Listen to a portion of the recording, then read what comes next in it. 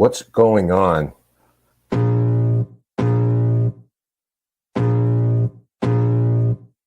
I can feel the blood creeping up from the heathens. Got will, got fight, got pride, got reason. If they wanna go eat, then you know I'm gon' feed them. If you're coming for me, hope you're ready for a demon. I got eyes in the back of my head, I'm seeing. Take me for granted and you know I'm leaving. I'ma take what's mine with the webs I'm weaving. I could take this crowd from seeing to believing. Got a taste for blood and my tongue keeps bleeding. From the words I spit, so sharp, so freezing, so cold. Behold, frostbite they feeling. I could tear you apart or I could go heal them. Don't believe in fate, don't believe in ceilings. I just need a taste and my mind starts feeling. I don't pace myself, I grind on kneeling. Got lust for change, I just love the feeling.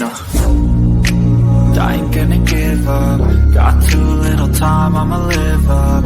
Head down, push forward through the tough times. Cause anything worth doing is a tough climb. I ain't gonna give up. Got too little time, I'ma live up.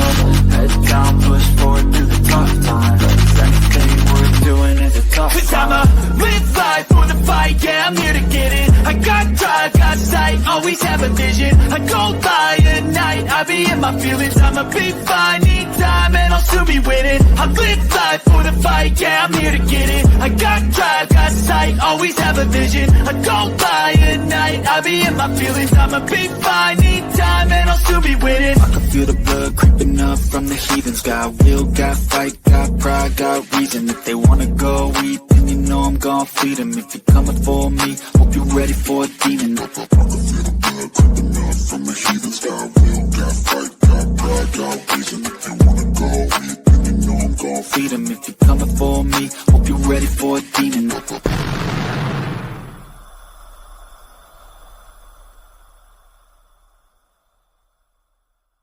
Good evening and welcome to Dead Air, and thank you for joining us on what is truly a very special and important episode. Tonight's episode centers on a case that for many has never sat quite right. In 2013, the life of 32-year-old mother of two, Casey Pitzer, was tragically cut short under circumstances that were quickly labeled and closed. But as time has passed, questions have only grown louder. Questions about how the investigation was handled, what may have been overlooked, and whether the full truth was ever really brought to light. This episode is not about sensationalism. It's about examination. It's about giving space to voices directly connected to the case and taking a closer look at the details that continue to raise concerns about investigation competence, and in the eyes of some, the possibility of something more troubling, including the potential for a cover-up. Joining us tonight will be Casey's father, Greg Pitzer, and family advocate, Darrell Petrey, both of whom have been involved with the case and its aftermath. Their perspective, experiences, and insights offer a deeper look into what happened and what may not have happened, as well as why this story is far from resolved. As always, we encourage you to listen carefully, think critically, and come to your own conclusions. Hey everyone, welcome to the channel. If you are joining us once again, welcome back to the channel. We have a very special interview going on tonight, and as we still go down the road of the true crime content, this one is going to be a little bit tough.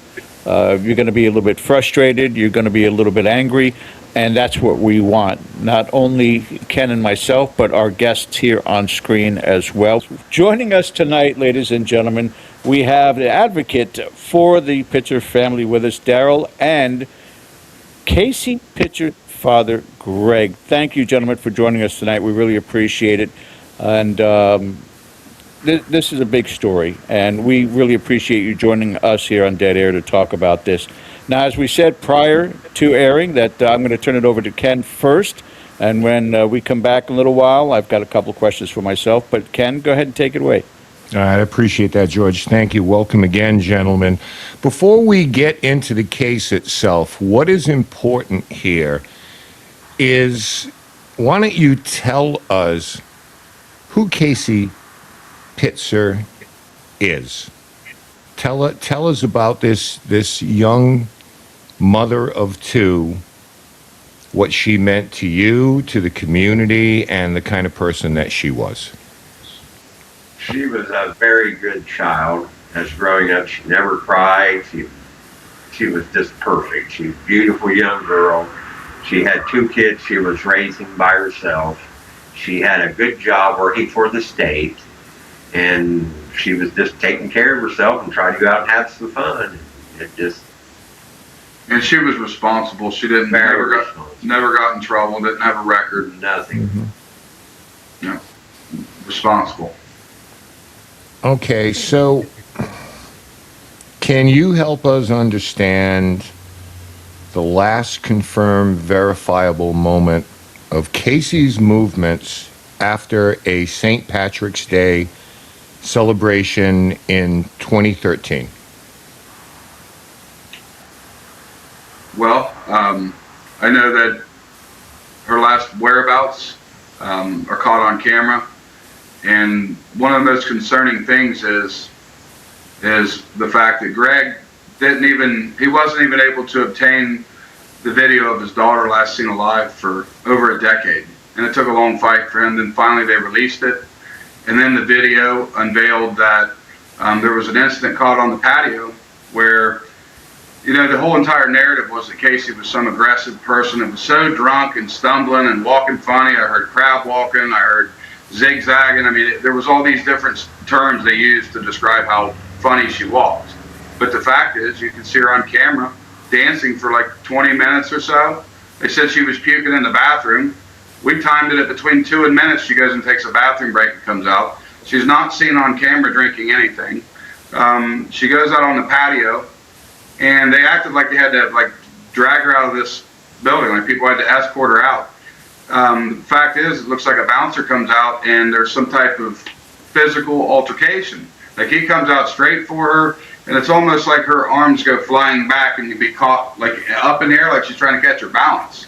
So, it's not super clear, the video, but it looks like she sits down, and then it looks like she's either coaxed to leave or coaxed to stand up. Well, then she stands up, and then she backs up against the fence. And then it appears that the bouncer kind of makes a move at her, I guess, and then she takes off. And not walking funny, but looked like someone that was walking pretty fluidly. And she walks past the bouncer, and you can see his face. And his face is fixated on the bouncer, not this disruptive female. Then she comes out around the side of the building and goes out, and she goes away from confrontation because moments after she walks out the video and veers out the door, her best friend, taking in mind, the bouncer, 2 of the bouncers claim to be her best friend, and so does the girl that come up and had her arms up. So these best friends that she has, who won't talk about her case to the family, these best friends seem to know, with like I've mentioned to some of them, with friends like them, who needs enemies? Because they're leaving the family without answers and closure, and then playing it off like it hurts them too bad to come forward to answer questions. Bike here, but so it's been one thing after another with this, and the narrative and the video aren't matching, and that's one of the most alarming things. And then one of the most alarming things about the video is that it shows the bypass ramp where this said incident took place.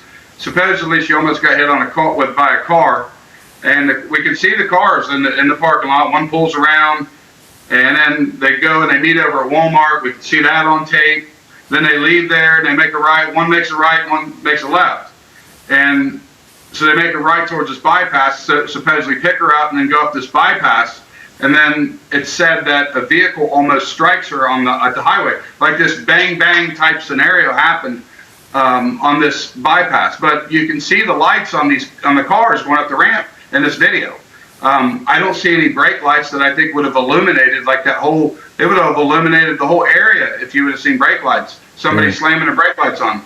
And it also shows that 2 cars never go up that ramp at any close proximity of each other. So there never could have been a bang bang play of them pulling over quickly, her jumping out, running like a deer, and then almost getting struck, The person that almost struck her said she was sprinting and jumping, and she was so drunk she couldn't walk. But none of the details have made sense.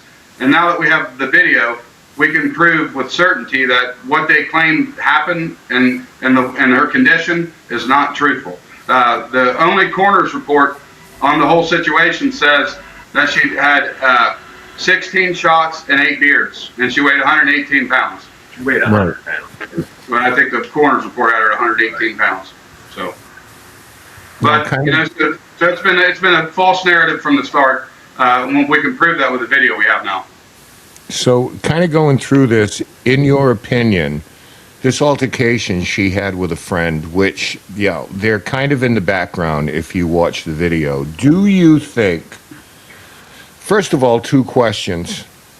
When that was reviewed, do you think it was taken seriously at the time? And second of all, do you think, in your opinion, that whole incident might have put her in a more vulnerable position or a state of mind at that point?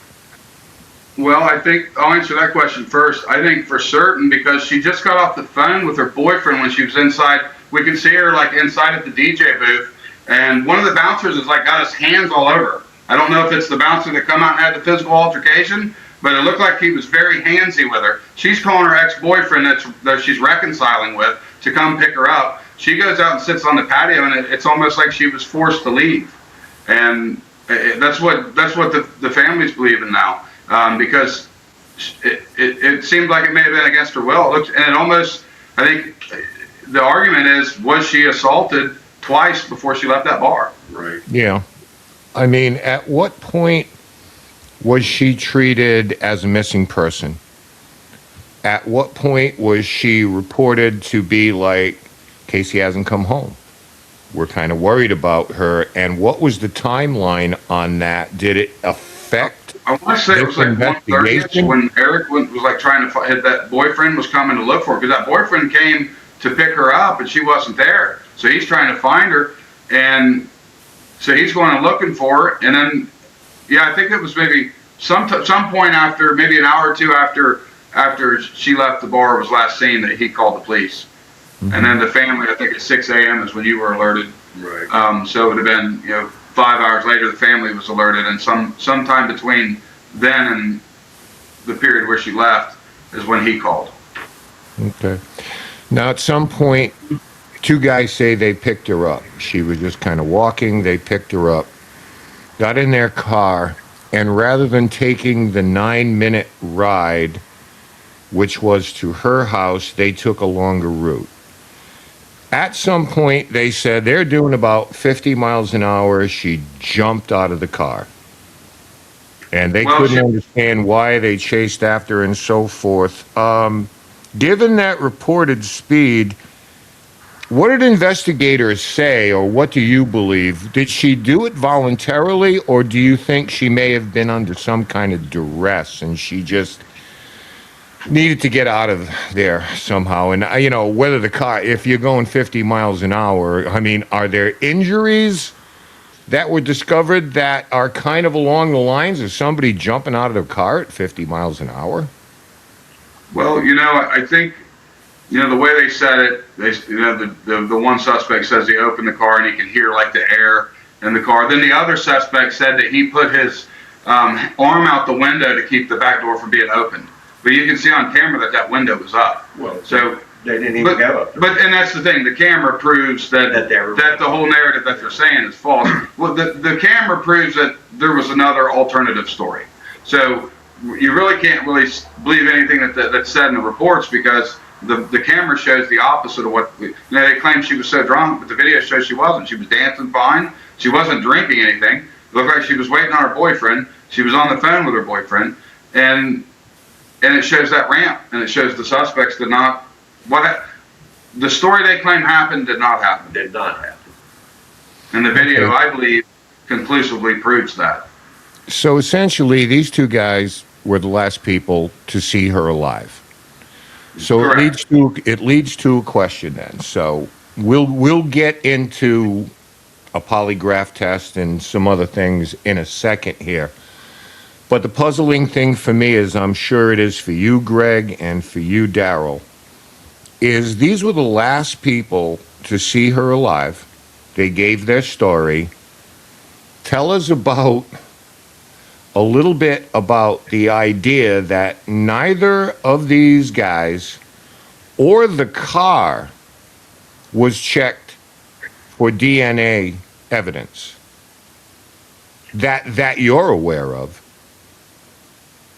Yeah, there was no DNA test. There was no exam, no photos of the car. Nothing. I believe in one report they claimed they looked in the car and didn't see anything.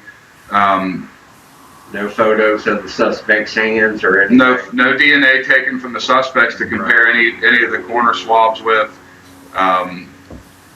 Yeah, I mean it's a mess all the way around this case. And just to reflect on one question that we missed, you acted about the video. If the investigators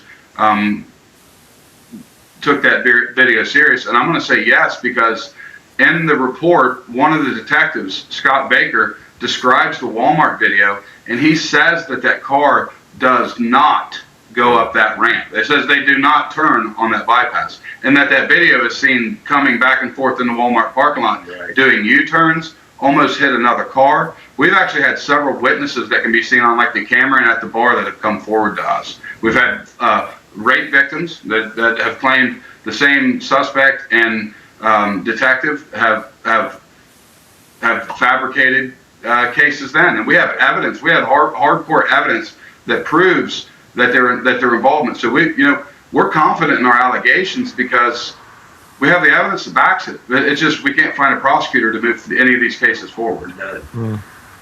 So, do you feel that the accounts of these two men have been adequately scrutinized by law enforcement? No, not even close. It's just they've done anything, they protect them. Yeah. Do you have? And I will add this: that the suspect, his grandmother worked for the city, his grandfather worked for the city and retired as a street maintenance supervisor. Brother worked for the city during this time that Casey went missing. Like he was actively working with the city. And his mother worked for the city of Wilmington. And then the other suspect, his father tows for the city of Wilmington and the county. At least had connection with one or the other. City, who were both involved in the investigation. Right. Now, both of these men were administered polygraph tests, and I believe, correct me if I'm wrong, one was incomplete, it was inconclusive, but the other Let me add gentleman... that real quick. You said inconclusive, but in the polygraph video, the polygrapher tells him you failed. There was no inconclusive. He said you failed. I'm saying there were two gentlemen. One of them took a polygraph test, and did he pass? No, there was two suspects. Both took polygraphs in 2013. One was deceptive, one was inconclusive, but the polygrapher clearly said that they both failed. And then there was a double deceptive polygraph taken March 23rd of 2025. All right, so that was last year. That was my question, whether both failed or not. So I know one of these gentlemen took three. Yeah. And each time failed. And in fact, because there was a lot of buzz around town, small town, that they were under suspicion, he volunteered to take it again to clear his name, failed it.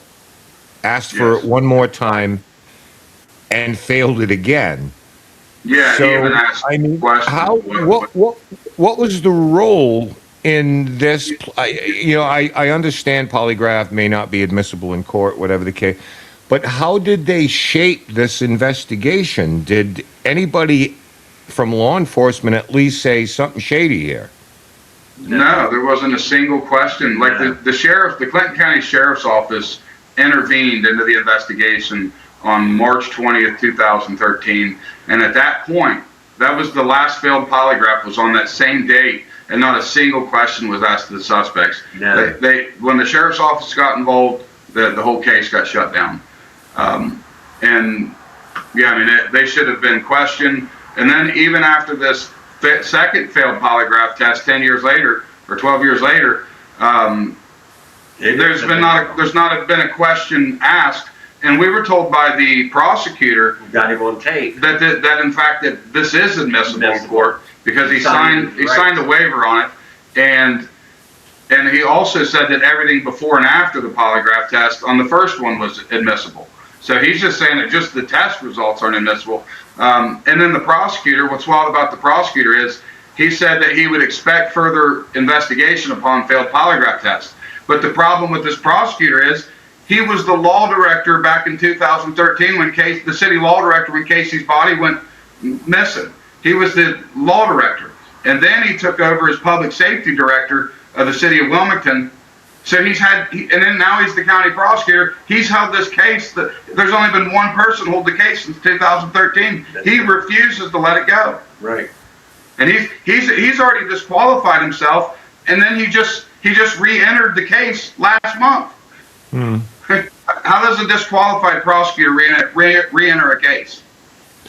Well, it just seems to me common sense dictates that at that point you got to pursue this a little bit. So polygraph tests are all well and good, but at some point you got to call that guy back in and say, look, we've got some concerns here. Yeah, right. And let me amplify the concern. So BCI told Wilmington to have them take more polygraph tests. Asia Mason from BCI and the Ohio Bureau of Criminal Investigation recommended that the police department conduct further polygraphs, which they did, and then get failed results, and then they haven't done one thing since. Right. So why even suggest that from a state agency if nothing's going to be done if you get negative results? Not one question. All right, so now I want to go into a little bit of the post-mortem stuff. So Casey's body is discovered near a retention pond. She's transferred, of course, to a funeral home. Before we even get into autopsies or anything, she's brought to a funeral home, and her clothing is destroyed by the funeral home. So this was possible evidence, and my understanding, it's not lawful, nor is it ethical to destroy clothing because that essentially is property of the family. So That's correct. So do you have any insight at all in what's the chain of custody on this clothing? Who handled it? Did they what did they just take it out to a barrel and set it on fire? Like I don't understand why they would take it upon themselves to do that. Okay, so let me start off by saying in Ohio, yes, it's unlawful to destroy evidence, and it's mandatory that type of evidence be preserved. And it's the Ohio Biological Evidence Preservation Laws, which is found under Revised Code Section 2933.82. It states that it lists in there specifically that clothing or any fabric that may contain DNA must be preserved. And in a suspicious death, it's a criminal investigation like that, that's a permanent preservation of that. And our current prosecutor told us it was unlawful that they destroyed that evidence. Right. And, and it was handled by the Montgomery County Coroner's Office. And they sent it back, they released it to the funeral home. So they're speaking of a fumble, that was a fumble on that play. It should have never been released to a funeral home because a funeral home is not what they call in that same revised code under 2933.82. A funeral home is not considered a government evidence retention agency, where a coroner's office and a police department is. So they broke that chain of custody by releasing that. And her clothes was destroyed because it smelled musty and it stunk up the coroner's or the funeral home, they said.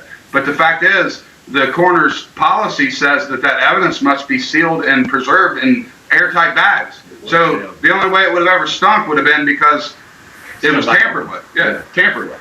Well, the idea being there were suspicious circumstances, to say the least, involving this. So, that is preserved.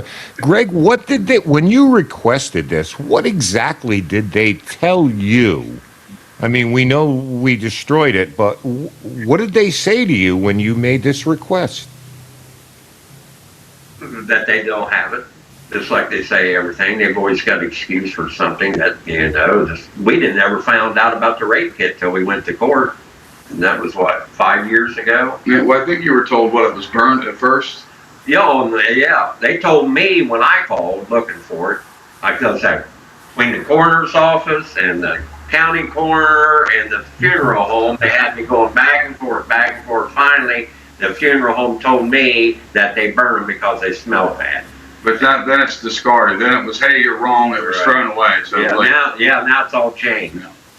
Yeah. How many so regarded, it was discarded and not treated as evidence. And it happened during the midst of the investigation as well. It wasn't after the Before investigation. she was buried. It was before the case was even resolved or a determination of death was even applied to the case. So I want to get into this. You mentioned the rape kit. Again, this is post-mortem stuff. Now, it said that a rape kit, which is, I would imagine, standard procedure in some case when the female is involved, goes missing, etc., and so forth. So there was a rape kit. And, I mean, the end story is it was destroyed and a judge signed off on it being destroyed. So are you confident that a rape kit actually existed? And why the hell would this judge, again, there's suspicious circumstances. Why would he say, yeah, okay, destroy it? I mean, did it exist? Did they actually, why would he do that? Well, we have it existed. Yeah, we have documents from the Montgomery County Coroner's Office that a transfer to the Wilmington Police Department did occur, and it listed oral, rectal, and vaginal swabs, coroner swabs. And then what happened was, apparently there was a mischaracterization of this evidence, and instead of being preserved forever, it was listed on a destruction order as coroner swabs, which, this judge signed off on a 77-page order of evidence to be destroyed during the midst of a large sex abuse scandal that was occurring in the department and under investigation of the Attorney General's office. And then, so it happened in the midst of it. It was 77 pages, and there was only one set of coroner swabs listed on the whole 77-page document. And he signed off saying that a reasonable attempt was made to find the original owners on the signature page. That never occurred. No. And and what's wild is that his son, who was a former friend of mine, he told me that he told me a lot of things, but I'm sorry I lost my train of thought there. It's just been hard. I had a good friend involved in this, and it's hard to talk about him because he was a good friend of mine, and it hurts. But he was a law director and a former attorney that I trusted, and he betrayed me. And like with this case, several cases, but he lied to us. There was a judge that ordered the city of Wilmington to release evidence, and he was supposed, he was the law director, and the city withheld records, and it was that destruction order. And come to find out, it was his father that signed off on the order, and that's after the positions changed and a new law director came in, he released the order to us, which exposed his father, the previous law director's father. Right. And like I said, it hurts my heart to talk about him and just to tear him down because with evidence. But I just I can't really feel bad about it because I would want any criminal that's doing something criminal to fall, and I wrote a book about all this, and and I've called people out by name in there. I know they're not going to like it, but what happened to that girl can't continue to happen, and that's where we stand on it. So, all right, so you've got the bar that particular night. Let's go back to that. And then, of course, where Casey was found. Do you guys think that those areas were secured and searched competently enough in both cases? Because I know there was a fatal car accident the same night, so resources had to be diverted to that. And you live in a small town. But in terms of the bar, in terms of her movements, in terms of where she was found, do you think that that was secured and searched to your satisfaction, or what you would understand that would be normal procedure? Or was it like, okay, we found her, and okay, so that's pretty much it? Now, from just as an outsider looking at this from 10,000 feet, it just seems to me that, okay, we've solved this, let's move on. No, that, as far as the police and authorities, their idea, but again, there's so many missing pieces to this. DNA evidence, the rape kit. So how about the scene of all of this? Were people interviewed at the bar? No, Was there any of that? no. Well, they got what, 3 or 4, but They got specific people Yeah, that all these people collectively, when we've approached all these people, all these witnesses that filled out statements, none of them will speak to us. None of them. They all say to refer to the written reports. right. None of them speak. 3 of them claim to be her best friend. Right. They won't talk with the family. But oddly, one of them went and talked to the news about it, a complete stranger, publicly, Right. just to claim how drunk she was. Even like I said, even though the video shows that she wasn't. And regarding the perimeter of that pond, they said it was contaminated like the first night because people were searching it. They didn't consider a process of elimination, just with the footprints. No entry point was ever located where she ever went into the pond. And even when they pumped the pond down, so even if the ground level was contaminated, when they pumped that pond down, that was a new crime scene altogether. Right. So when that water level come down, nobody was mucking through that pond that night. So it was only knee deep when you fell into it. So it wasn't like she just dropped in over her head and then fell. She had to go through mud to get out to the deeper water. And there was no sign or trace of her feet, of like any markings on the side of the bank where you could see like black muck or where it was disturbed. Now, when they come down and retrieved her body from the pond, it stuck out like a sore thumb. Like it was like a big black mark down the bank where they went down to pick her up. But there was not where this girl put up the fight of her life, they were said to have put up the fight of her life. There's not one piece of trace evidence leading her to the pond or in the pond besides boots that they claim were floating in the pond, but they have no pictures of. No. Yeah, they never had pictures of the boots, and the boots were kind of like an identifying factor, but you haven't seen any of those. No, but they provided so, news to the family, but they didn't provide any photos. No. so let's go out on this limb. It sounds like, correct me if I'm wrong, just tell me that I'm off base, but it seems to be a strong suggestion that maybe she was moved there. Yes. Yeah. And She was put in there. well, and what's completely wild about this case is on the 18th, they said they hit a sonar image hit on like a substantial hit. And it was written in the sheriff's report on the 20th when they entered the case that a human body was seen on sonar. But the only sonar image they've been provided is dated on the 22nd. So on the 22nd, we know that the body was on this sonar before the 22nd, and it lists that the sonar was only 10.7 feet away from her body and 8.9 feet of water, but they never recovered her. So, She to just boil it all surfaced. down, is there one piece, I know there's a lot, but if you had to boil it down to one piece of missing evidence that could totally fundamentally change everyone's understanding of what happened, what is that one piece of evidence that you think has been mishandled, lost, overlooked? What really could answer this? Rape kit, her clothes, and phone records. The phone records are the big one Phone records, we had them problem solved. because it's got the text messages, it's got who called who, it's got the geofencing where you would find the locations of her body.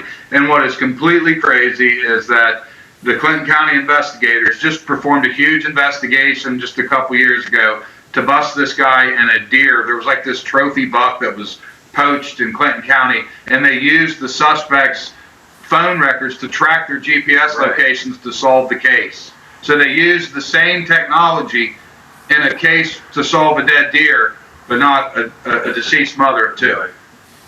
Okay, Blows my so mind. It's not only that, the very next morning when they called me, I went out and got a ranger that had a dog. And that dog come, I woke him up out of bed, he just got home. And he brought that dog out, and that dog went through that fence and went straight to her boots, okay? Found them right off the bat. This is Sunday morning. Went around to the other side of the pond, jumped in, bit the water where they found her body. Mhm. And it took them a week. And this is a brand new pond, nothing in it, nothing. And it took them a week to get her out of there. Now, when you leave somebody set in that, and you destroy rape kits and everything, that there is, and then they're trying to say after setting in there a week, that's acute alcohol, you've got 48 hours for a test, and that coroner ought to know that. You can't So you say talked she was about her drunk phone. 7 days later. And another thing, she wears cheap makeup, and her makeup was intact, perfect. Yeah, it was pretty pristine, her makeup, for being in a pond for 7 Yeah. days. No really skin slippage at all. To me, it looked like she was like someone had hung out at a pool for a day. you talked about her phone records. Where was her phone? With some of the suspects, So the girl that her best friend that she got in a fight with supposedly. ended up with her car, her purse, her keys, her wallet, her everything. And if you watch that film at the bar, you'll see that she turned the opposite way of what Casey was walking. Yeah, so her designated driver claimed that she wouldn't leave Casey because she had her car, and then ended up leaving Casey. And took everything that she had, her lifeline, with her. So And real quick on the phone records, Yeah. so they acquired Casey's phone records and they provided those to us. But we have subpoenas that were issued signed subpoenas were issued for 7 phone records, but we only got 1. We got Casey's. That's it. But then we have the subpoenas, court issued grand jury subpoenas. The same judge that signed the order on the rape kit actually signed the subpoenaed orders on the phone records. And Greg has reached out to him it was almost an entire year through emails, through court emails, trying to get him just to respond where these records may be. And he ghosted him and never even responded while he was in office as a judge. But he'll talk to the news about the case, but not the family. Right. Oh my. So okay, Yeah, so did her personal effects, were they finally recovered from this woman that she had an altercation with? I guess purse and all the rest of this. Yeah. Yeah, I believe. And there was then according to the sister, I believe it was one of the sisters, the text messages were deleted off of her phone. Deleted. Deleted is what I've been told. All right. So And- what was the chain of custody on the phone? We don't have. They Obviously- didn't. They don't have none of that. So on the 18th, the same day that they found the sonar hit, they supposedly found some grass on a drag hook. I'm going to refer to it as a distraction because they rushed it off to the lab to get it tested. Grass that was found on a drag hook 2 days before, or multiple days. It was on the 18th, so it had been 5 or 6 days before her body was recovered. They said they found grass. They thought it was hair. They said it was hair. It was grass. They sent it off. It ended up getting tested. It was grass. It has a full DNA analysis. We got chain of custody records for that. But the grass that she's found dead holding in her hand, he don't know whether it's aquatic or was pulled from the field. They never tested it, never preserved it, never told us anything about that. But we got the evidence on the grass that was found days before that they claimed to found on a drag hook. Yeah. I'm going to bring George in here because there are still, I know, so many aspects and facets to this that, that you want to share with everyone. But I I thank you for your time, gentlemen. I think we've done a pretty good job of setting this up for everybody as far as what's going on, because we want people to watch the documentary. We want them to visit the website, and that information will be available to them. I guarantee you that. So, George, if you will, please. Hey, I will add something. I've seen you guys do a lot of paranormal stuff, right? That's correct. His daughter, they had a psychic come out, and his daughter was like in one of the boxes, like what was it, like some type of box? Yeah, and he so said he you hear the voice. her voice come out of it and gave like one of the address of one of the suspects. Right. And said another guy's name. And mentioned this road that we believe that something occurred on Wilson Road, because if you go to the Supina report, the original discussion was that she jumped out on Wilson Road in 22 and 3, not 73 bypass. So Right up from the pond. we believe that the pond was a diversion, and the psychics that were brought in said that Wilson Road and Greg's not. I've never heard him lie to me. Never told me a lie, and he mentioned her voice coming out of that box, and there's a lot of things after dealing with this case that I didn't believe in that I believe in now. I heard. We can have once we're done doing the interview, a extended conversation about the paranormal with you guys. Ken's been doing this for about 50 years. I've been doing it for 25 years. And yeah, the Echo Box, the Spirit Box, all those different ones we're familiar with. So we'll try to give you any guidance that we possibly could. Let me ask you, gentlemen, if you could do me a favor real quick. This is for Darrell. If you could hold up your book to the camera, and I'll find out from you where it is being published so I can actually put a full screen up for us also. But what is the name of the book, and where can people get it? It's called The Citizen's Arrest of Clinton County, Ohio. It's the true stories of Casey Pitzer and Andy Napier. And it's talking about everything that's happening in Clinton County from our perspective and the evidence that we have to present. I have a website. It's thecitizensarrest.com that you can go to, and it has in the book there's footnotes, and then where you go to the footnotes, like say it says 92, you just go to exhibit 92, and it'll pop up the specific exhibit that I refer to. I don't have all the exhibits on the website yet, but there's like 330. I got a computer guy that's helping, so we're going to hopefully have them on within the next month or so. And it can be found on Amazon right now. It's not searching like when you just type it in, but if you just Google the whole name, or just search it, The Citizen's Arrest, Clinton County, Ohio, and you can search by my name or Casey's name, Darrell Petrey, Casey Pitzer, and it'll pop right up on the internet for you. Okay. And also for our viewers, now, while we do this premiere, or even post over the next several weeks or months, if you go to YouTube and you type in Dead Silence, the Casey Pitzer investigation, it will enrage you that much more, without question about that. Now, who was the producer of that documentary? Liz Elkington. Was it an organization, or she was a private?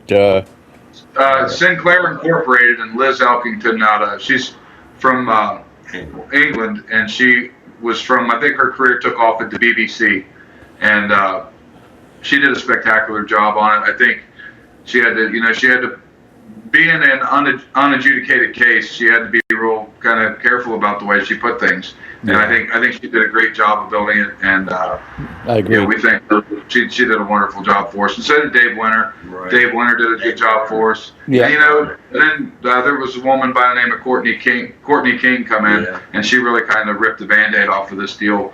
And it's been a combination of these investigative reporters and the producer Liz that's really helped push this case forward to where it is today. Right. Yeah, and a quick shout out to David Winter, who was kind enough to make this all happen. Tried to get him on also, did not get a response back, but then again, he's a pretty busy guy. So I appreciate all of that, most certainly. Wasn't the biggest fan of the blogger that was on the documentary, the blonde lady. She seemed a little, I don't know, overly opinionated on it, but that was my own take on her. Second time that I watched it. I don't know if she knew all the facts. Like, I think if she read this book and saw the evidence we have, she'd be like, hey, this case is wild. I think her perspective would change if she saw what we have. And I'm sure maybe what she said about a lot of things may be true, but like with the polygraph test, the county prosecutor completely contradicted what she was saying, because he told him that this polygraph is like very meaningful because it was the same type that the FBI uses, law enforcement. He said his exact words that it was too strong to ignore. Right. And maybe you don't get arrests on it, but you would at least further the investigation, at least draw more suspicion. And what's really wild is that like the previous interview videos with the suspects, there was a near confession, in my opinion. And this guy was bawling his eyes out, chewing their fingers. I mean, it was wild, and that's pretty sensitive information. And the prosecutors, we've been mistreated on this case. Greg's been abandoned as advocacy. There was a special prosecutor that was assigned who ended up being a civil litigation attorney who represents government officials when they're caught up in like 1983 litigation. Right. So then he ended up recusing, but he didn't say why. He denied him advocacy. Sorry, there's my little buddy, dude. Let's get on it. But no, it's been just one betrayal after another with these officials. And like I said, I've documented everything. We're going to continue doing it. I filed litigation, and there's a federal court case called it's Petrey versus Melander. The exhibits on that record is terrifying. If someone looks at all of it and puts it all together, it's kind of like a 1,000-piece puzzle, though. You got to really pay attention to it, the way it was put. But things are coming together too.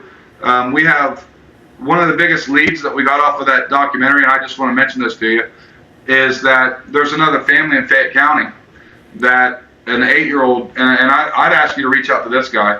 His name's Donald Branham. His daughter died in a house fire. 8-year-old daughter died in a house fire in 2006.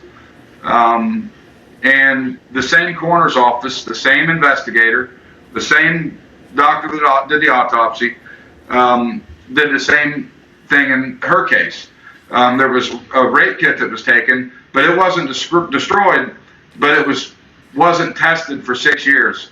And then when it was finally tested, lo and behold, there was male DNA, tested positive for semen in all 3 orifices on that poor girl. And, it was ruled arson in her house fire. Her name's Mackenzie Branham. This happened in Jeffersonville. And it's a very frightening case. It's as bad as Casey's. About Alex Rios. There's several cases across Ohio. We've partnered with other families across Ohio that are having similar situations With the coroners. and we believe that there's an insurance company involved that's dictating what the prosecutors are pursuing in these cases so that they aren't liable for exposure. And we have all that evidence. And like literally, I think what I would call it is what you would call a structural capture of government. They have every box checked where you could not, if they don't want to prosecute it or they don't want to pursue it, or if one of their insured people are implicated in the case, they will not pursue the case. And we feel like that's kind of the gridlock that Casey's case is stuck in, Mackenzie Branham's case, and we have evidence of this. 16-year-old. Yeah. But the Mackenzie Branham case is terrifying because literally they don't even have the answer of who the babysitter was. Like there was a babysitter, but the family still don't know who the babysitter was. They have male DNA, so there's a rapist / potential murderer out running the streets, and arsonist, and it's like they're doing nothing to try to solve the case. Yeah, I would, like to go down the whole list again of what you all have done with regards to this investigation, but every single time it kind of hits this brick wall. Case in point, and I don't mean to bring up a bad memory by any means, but the two of you basically walked Casey's path all the way to the retention pond. You walked, where she apparently jumped out of a car going 50 miles an hour, then walked across 4 lanes of highway, then through a pasture, then over a barbed wire fence to the retention pond, and yet, and I You apologize. forgot the muddy ditch you had to watch. Muddy ditch. The muddy And ditch. the muddy ditch. Really And I super muddy. apologize, Greg, to But bring this never up. made it. But in the photos that they had of her clasping or grasping onto the grass, I didn't see any barbed wire cuts. I didn't see any kind of road rash from falling out of a car at 50 miles an hour. Was this not brought to the attention of the coroner? Well, there was this, like, we got one photo of her hand. It's dirty. We don't have any photos of her clean hands. It looks like there's a scratch running down her wrist. And the mayor up there, former sheriff, told me that it looked like a cut and blood under, like, where the scratch is laid across the wrist. And, you really can't tell, but, with the coroner's office, you would expect photos of both hands cleaned, not just one dirty with mud and grass all over it. And it looks like there's one photo that looks like her legs broke.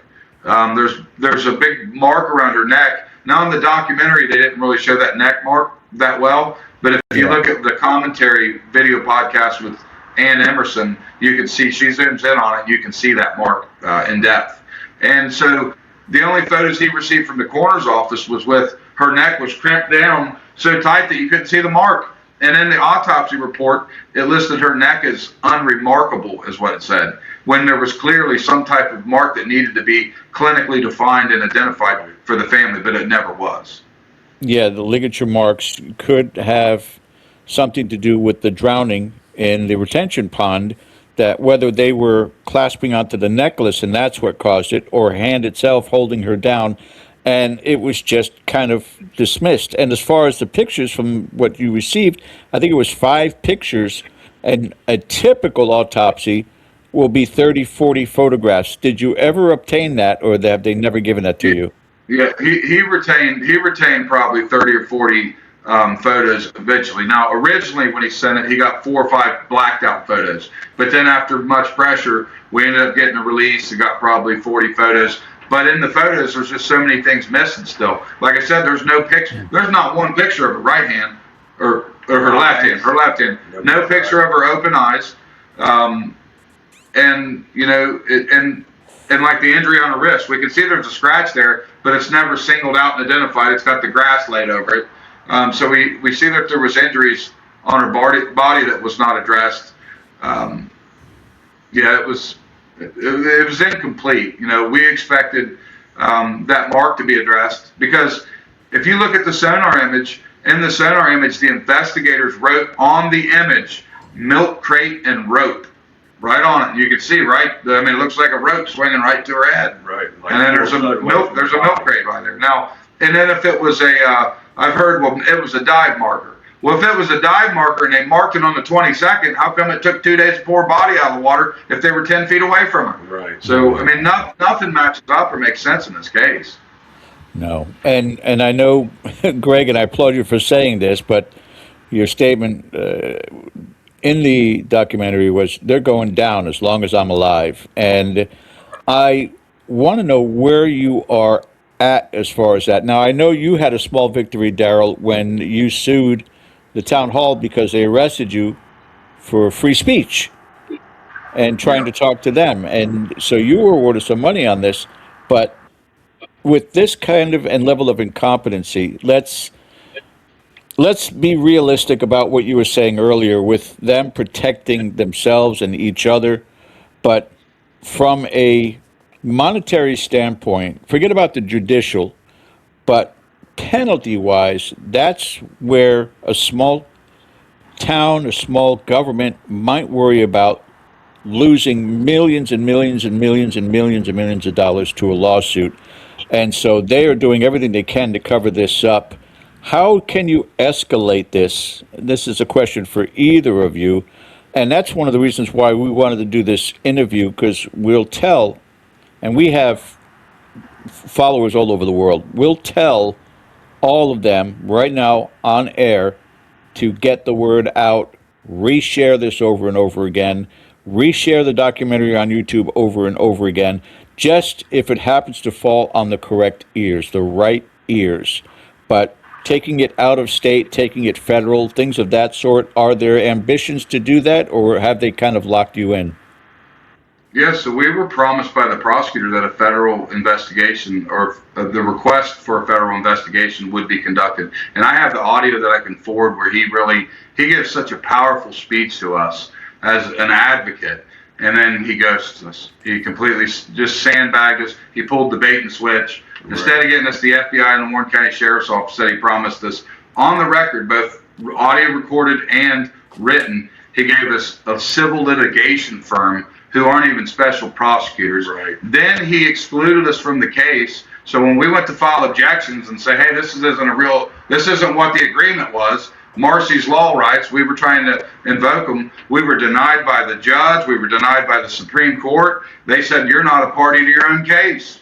And we weren't. He excluded us. And then he did it again. He joined back in the case again and did it to us again. Yeah. And we told him, we said, quit excluding us from our own case. And he did the same thing. Filed it under a civil statute instead of filing it under criminal statute.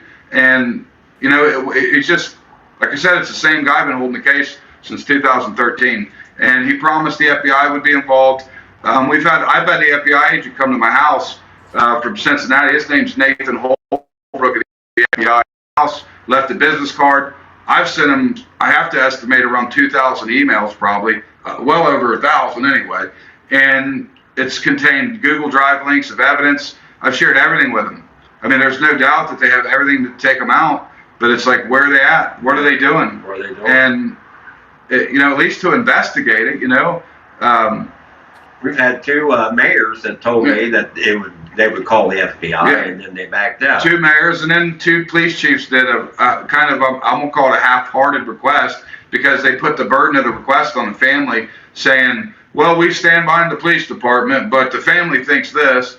And then we got the email on the request, and it was like, hey, will you give me an answer, or the family's going to keep berating us. And it's like, we're not berating you. We're just looking for answers, And so I think what we can do now is, I think a federal injunction would be suitable to file. And, money has not been a thing we've heard that, like, oh, you're after money. Any money that I ever got, I've put right back into it. Even on that $100,000 that I received, I didn't go out and buy me a new truck. I didn't go buy me a new four-wheeler. I didn't go buy me a new gun. I didn't buy nothing. I sit there and I sat on that money to help me get through and help fight this stuff. I sit there and gave some of my team members some money. I paid for an attorney for him. I used a majority of that money to defend myself against 2 civil protection orders that have been filed against me.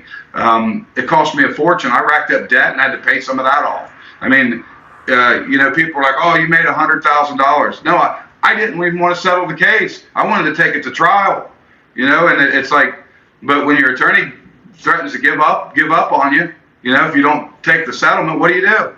You start over again? I mean, even my good attorney wasn't so great. He backdoored us a couple times. I mean, it's like these attorneys are scared to death to take on the system. And I mean, scared to death of Wilmington. They're scared to death. They will not take on the. I can say this is the first time in this interview that you lied to me and said it's not about the money, because it is about the money. It's about every part of that government knowing if they are culpable, if they are found wrong and responsible for this investigation, they're going to cough up a lot. And I would say to you, Greg, and to your family, to your daughters, to your grandkids, sue the hell out of them for everything. And that's it. I mean, but what I'm getting at is, if you said, hey, here's $2 million and here's justice for your daughter, I know what he's taking. He's taking justice. He wants people put in prison. Now, I could care less about that. I believe Casey's sons, and I believe they deserve to be taken care of. I believe those are the two. They're the ones that had to grow up with a mom. I didn't have to. Right. I don't deserve any of it. If anything is obtained, and I believe her sisters, her mother. It's just and like the city, like the mayor publicly criticized us. So the mayor of Wilmington, Pat Haley, publicly criticized us after recusing himself, claiming that we were writing a true crime book, which I did, and so did he. But he claimed that we were after money. He wrote a book called The Danes Murder, and I told him that he inspired me to write a book. So he went publicly and criticized me, saying that I was in it for the money only, and that we're in cahoots with Channel 12, like we had the guy in our back pocket or something. You know, he did his own independent investigation. And Accused himself and stood up for the killer. and he stood up. So after the polygraph was failed on March 23rd, 2025, maybe a week or right after a week later, the mayor allowed the suspect's family to stand up, and he read a letter bashing me and Greg after he recused himself from the case. He wouldn't answer a question. Wouldn't answer. He said that I'm recused. I'm not answering nothing for you guys anymore. Same with the prosecutor. He broke recusal, stood up and bashed us publicly, claiming that we were in it for the money, that we were spewing unchecked venom at this suspect's family, and that he was the victim.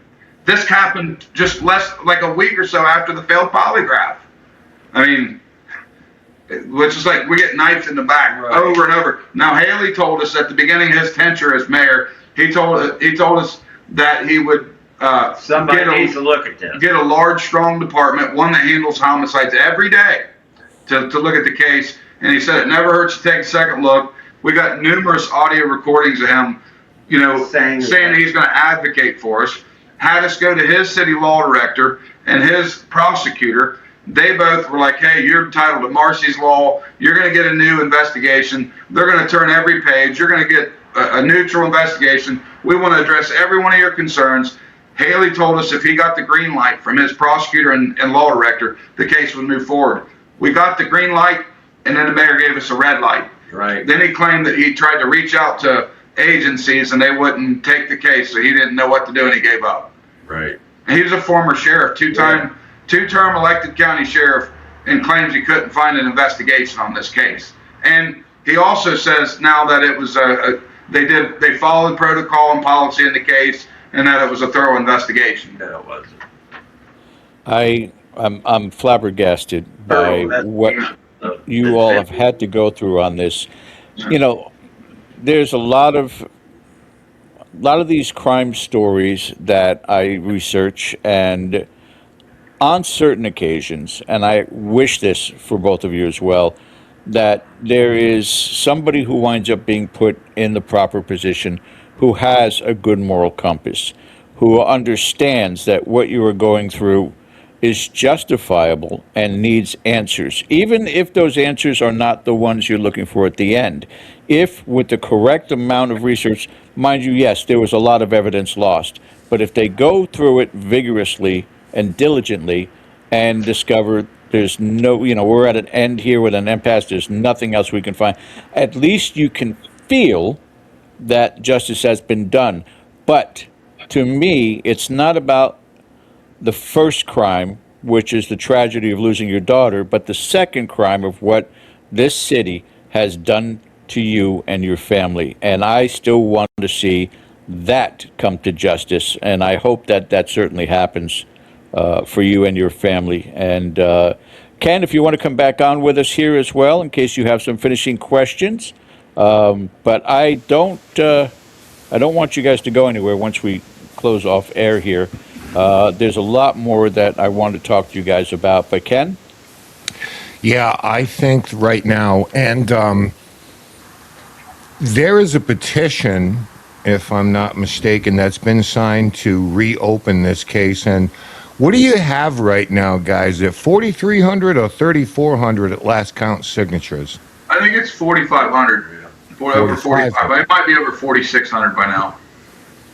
Okay, and this online? I'm sorry, Ken. Is this online? Can other people sign this petition also, or is it in hand only? Yeah, if you go to change.org, just type in Casey Pitzer, change.org, it pops it right up. That was my question, George, if this is just a local thing or, you know, so that was my fault. Change.org, type in Casey Pitzer. And if you want to get on board with this and you want to see, because I think we're talking about closure here, and George very astutely said, hey, listen, if this doesn't turn out the way you want, at least let's go through the proper procedures here. Because, and that's why we're doing this tonight, gentlemen, to give a voice to someone who doesn't have a voice anymore. Because this needs to be resolved.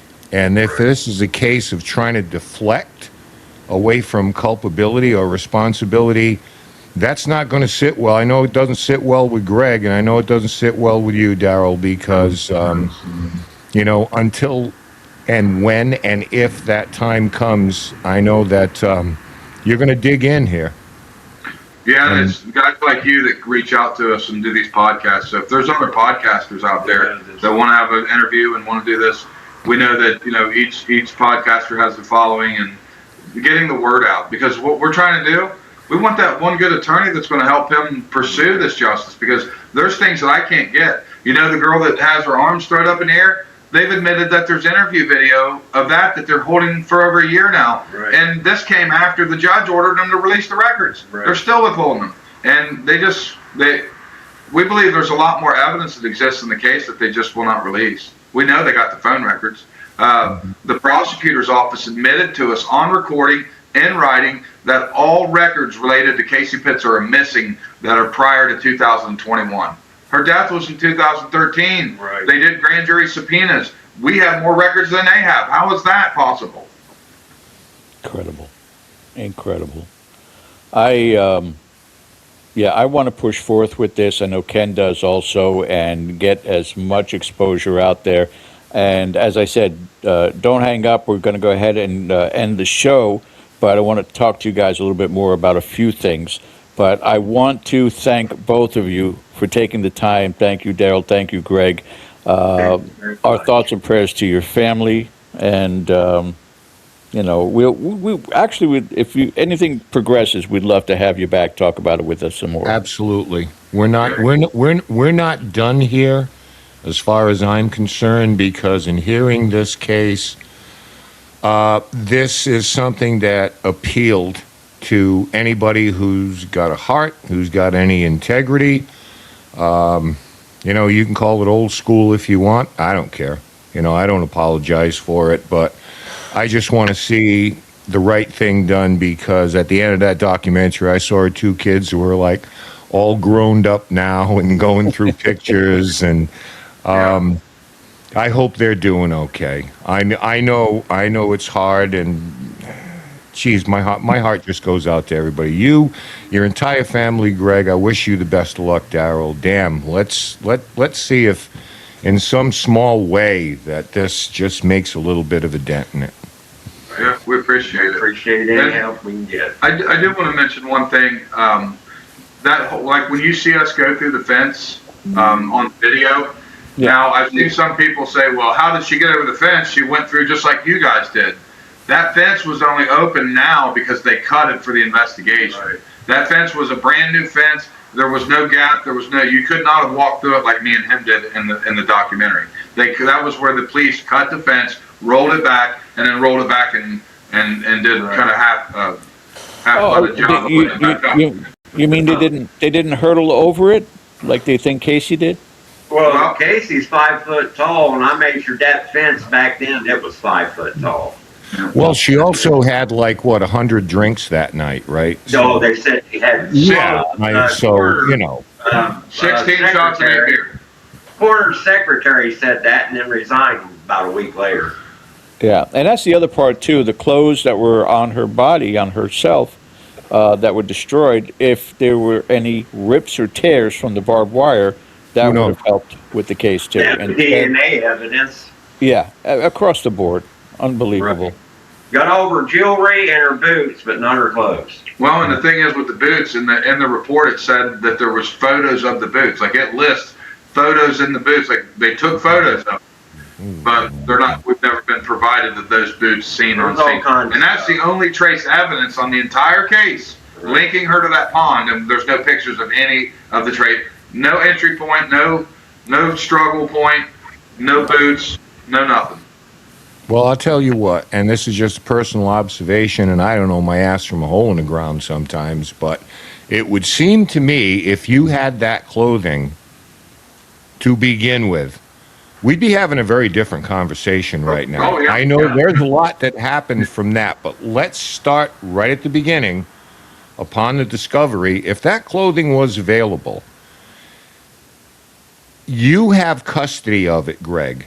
You could take that her clothing and send it out for an independent forensic analysis. You wouldn't have to depend on a police laboratory. You could send that anywhere you want if you had custody of that. To me, I don't know if they're just the funeral home is just, backing off this, but if you had that, this whole thing would be different.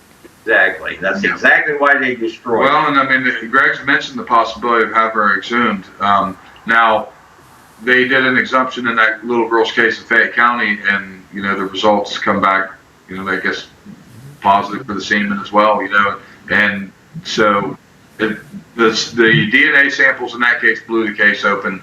You know that there was a crime committed and that there's somebody out there that committed this crime, to where in this case we feel like you'd have a similar situation if that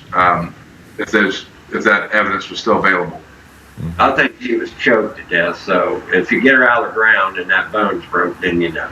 Yeah, and one thing about that muddy ditch, so where she had to track through that muddy ditch, when you received the boots, Greg, the boots were clean, right? Yeah. They had no mud on them. Nothing. They were brand new. They had no mud on them. In order to get across, if you go to the Google Earth image of that pond back in 2013, the same wet ditch is down there, like a really soupy wet ditch. There would be huge imprints in there. And when the investigators come out, they had to put boards over the ditch just to cross it because it was so wet. Right. So there was no way to not cross you had to cross that ditch in order to get to that pond. Right. But her boots had no mud on them from that night. Well, in another life, guys, I have dug retention ponds with a backhoe and a dozer. So, I know what you're talking about. And I know the access for this, because if it's not a retention pond for a business and it's just for an area, of course there's going to be barbed wire. You don't want kids wandering into that thing. So this thing is going to be enclosed. That's just how these things work. And it's not going to be easily accessible to anybody. And that's why they use barbed wire. They say, well, it might be kind of inhuman. It's like, it's for your own good. Right. Yep. Unbelievable.